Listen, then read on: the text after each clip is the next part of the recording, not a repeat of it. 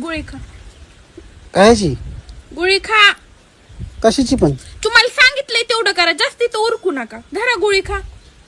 अरे काय डोक्यावर पडलीस का? पागल झालीस? गोळी कशाची? मला कुठं काय झालंच नाही ना. पण तुम्ही पहिली गोळी खा, मग मी तुम्हाला सांगते. हा, आपण मला काय झालंच नाही. तुम्ही गोळी खा. हा, तिच्या आहे आली का?